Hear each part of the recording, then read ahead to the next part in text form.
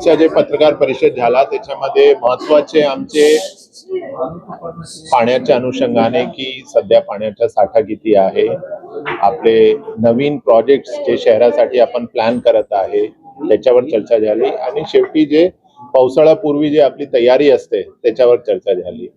तर याच्यामध्ये पावसाळ्यापूर्वी तयारीबद्दल आम्ही डिटेल माहिती आज पत्रकार परिषदमध्ये दिलेली आहे। जे रूटीन काम्स आहे ते त्याच्यामध्ये चालू आहे। त्याच्याशिवाय जे महत्त्वाचा भाग म्हणजे की IIT बॉम्बे आणि नीरीनी जे रिपोर्ट दिला होता 2018-19 मध्ये, तर त्याच्यामध्ये काही उपाययोजना त्यांनी सांगितली होती। तर त्याच्या अनुषंगाने आमच्या काय प्लॅनिंग आहे त्याच्याबद्दल आपण माहिती दिली। एक होल्डिंग पॉन्ड मोठा एक स्ट्रक्चर आपला करण्याचा त्याच्यामध्ये एक प्लॅन आहे। तर त्याच्यासाठी पाठपुरावा अर्बन चॅलेंज फंड मध्ये, डिझास्टर मिटिगेशन फंड्स मध्ये याच्या माध्यमातून आपण करत आहोत। आपल्या शहरामध्ये सध्या कुठल्याही प्रकारची पाणी कपातची आवश्यकता नाही। पाण्याचा साठा किती आहे वेगवेगळ्या डॅम्स मध्ये ते आपण शेअर केलेला आहे। पण याचा अर्थ असा नाही की पाण्याचा वेस्टेज झाला पाहिजे। सध्या आपल्याकडे सफिशियंट पाणी आहे, कुठेही आपण कपात करणार नाही।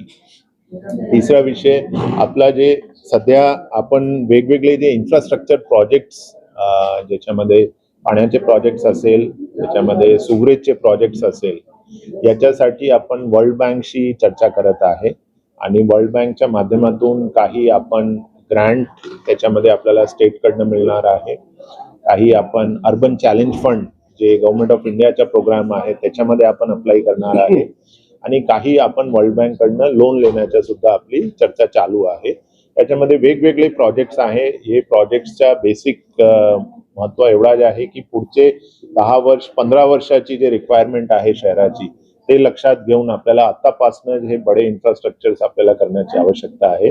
तर त्याच्यासाठी काय पद्धतीने प्रायव्हेट सेक्टरच्या इन्व्हेस्टमेंट आणि गव्हर्नमेंटची वेगवेगळी स्कीम्स आहेत त्याच्या फंड आपण एकत्रितरित्या इंटिग्रेटेड पद्धतीने घेऊन कसं प्लॅनिंग करणार आहे त्याच्यासाठी आपण वर्ल्ड बँकशी सुद्धा बोलत आहोत। तर वसई किल्ल्याबद्दल बोलूया। आपले शहरामध्ये मोठा एक ऐतिहासिक वारसा म्हणून आपल्याकडे वसई किल्ला आहे।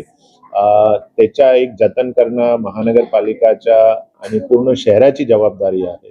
तर त्याच्या अनुषंगाने आम्ही आर्किओलॉजिकल सर्वे ऑफ इंडियाशी आमची आज सकाळी बैठक झाली आणि त्याच्यामध्ये वेगवेगळे उपाययोजना कसा करता येईल त्याच्यासाठी काही शॉर्ट टर्म असेल काही लॉंग टर्म असेल तर त्याच्यासाठी चर्चा झालेली आहे। आर्किओलॉजिकल सर्वेचे काही नियम असतात, प्रोटेक्टेड मॉन्युमेंट्सचे काही प्रकारचे कन्स्ट्रक्शन अलाउड आहे काही, तर ते सगळे एकत्रितरित्या प्लॅनिंग करून काय त्याच्यामध्ये जे अलाउड आहे त्याचा करण्याचा एक DPR आपण तयार करणार आहे आणि DPR मध्ये टप्प्याटप्प्याने आपण काम करणार आहे। NDRF आपण सगळ्यांना माहिती आहे की मागच्या वर्षी काही इमारत कोसळले होते MMR रिजन मध्ये आणि स्पेसिफिकली आपल्या कॉर्पोरेशन एरियामध्ये सुद्धा।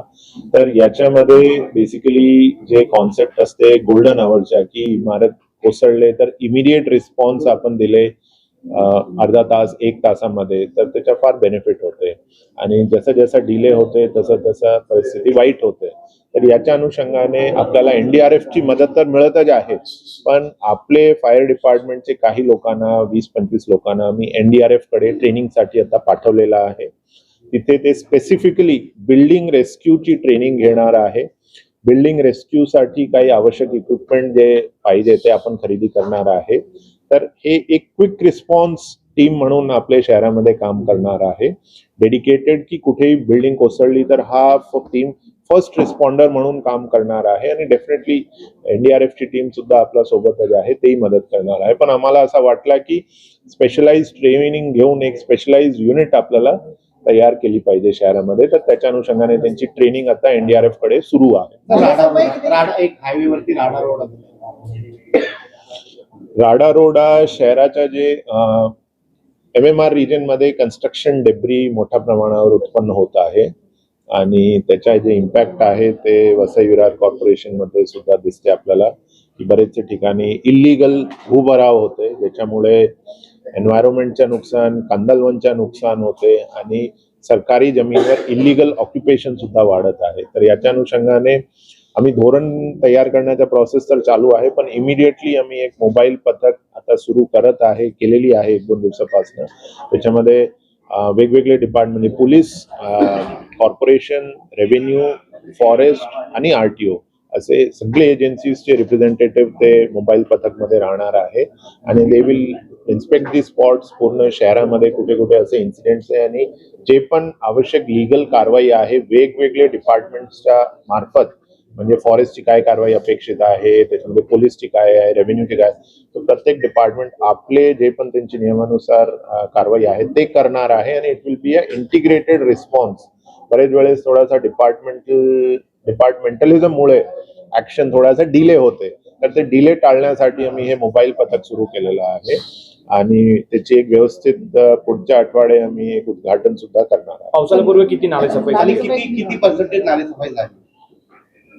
नालेसफाईचं काम आपला फारच वेगाने सुरू आहे. सरासरी आता 70% आपले नालेसफाई झालेली आहे. त्याच्यामध्ये आपण प्रायोरिटी असा ठरलेला आहे की जे पण फ्लडिंग स्पॉट्स आहे दरवर्षी जे फ्लडिंग स्पॉट्स असतात तर ते नाले प्रायोरिटीने आपण सफाई केलेली आहे. तर आपण असं प्रायोरिटी ठरवून नाले सफाई करत आहे. शेवटचे 30% सरासरी शिल्लक आहे ते पावसाळ्यापूर्वी डेफिनेटली ते कम्प्लीट. पावसाळ्यापूर्वी रस्त्याची डागडुजी केली जाणार बोलला होता, काय नक्की कशा पद्धतीने? आपलं पॅचवर्कच्या जे टेंडर आहे ते फायनल झालेलं आहे आणि 2-3 दिवसामध्ये ते रस्त्याचे जे पण पॅचेस आहे बरेचसे आपले इन्फ्रास्ट्रक्चर प्रोजेक्ट्स आपले डिपार्टमेंटचे झाले होते ज्याच्यामध्ये रस्ते खुदाई झालेली आहे. गुजरात गॅसचे गॅसच्या आपल्याला सगळ्यांना माहिती आहे की आपण त्यांना परवानगी फार ओपनली दिली होती तर त्याच्यामुळे जिथे तिथे त्यांनी डिगिंग केलेलं आहे ते रस्त्यावर पॅचवर्कचं काम आता होणार आहे आणि हे पण पूर्ण पावसाळ्यापूर्वी डेफिनेटली हे कम्प्लीट होणार आहे. थँक्यू.